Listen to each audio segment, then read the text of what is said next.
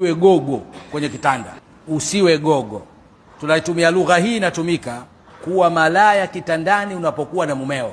Unapokuwa na nani? Mumeo, mwanamke. Sio unajiachia tumejiweka tu. Jitume. Tunarejea tena. Zungusha kiuno barabara, pia ni tiba kwako. Hicho kiuno kila kukizungusha kwenye tendo la ndoa ndio tiba yake. Changamsha vizuri. Alafu sio ukae tu, na mwenyewe jitume. Pale pale bila kuchelewa, mnyonyeshe mumeo. Mpe ziwe la nyonye.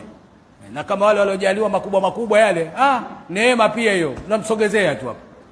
Anayanyonya yale. Ila wewe mwanamume unyonye kwa utulivu, usije ukayatafuna tena. Na amenya kwa kila ukianyonya maziwa ya mtu, akinyonya maziwa ya mkewe kwa sana, anaepukana na kensa.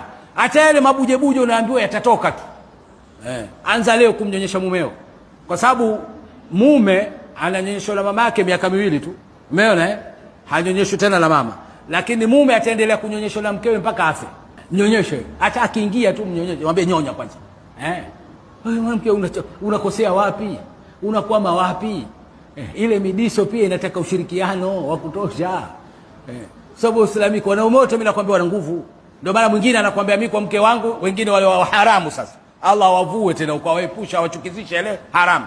Anakuambia kwa mke wangu mimi sidisi, lakini kienda kwa mwingine kule mimi nadisi. Mwingine anakuambia kwa mke wangu ile namba 1 sidisi, au namba 2 sidisi, lakini kienda kwa sasa manjonjo yale baba anajituma. Hata ikiwa legelege yenyewe itakaa sawa. Unacheza ni kwa hapa kwa sawa, kapewa ziwa. Nyonya.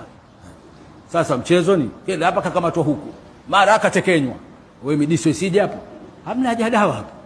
Lakini wewe mwanamke ujitumi, umekaa umeganda tu, ukikitikisa hicho kiuno usika unasukuma kiko hapo hapo. Kizungushe hasa. Fanya mazoezi. Ndio wale mabibi walikuwa anapopelekwa mtoto kule, ndio anaolewa. Inawekwa sindano bwana. Sindano. Anaambwa shole yako kikalia, basi anafundishwa kukinyonga kile. Kinyonga. Na kweli kianguka bibi hana baskara. Akija wewe njoo inuka juu, ile anampa mikoba pia kumuinua mume. Sasa mke jitume, una uwezo wa kumuinua mumeo mpaka kwenye dirisha katema mate muinue. Na unamshusha taratibu. Alafu hapo tena unapeleka mwendo wa kasi hapo. Na kila ukimwona karibu anataka kutapika, wewe ndio unazidisha kasi. Shika maziwa. Kwa hiyo habari ndio hiyo.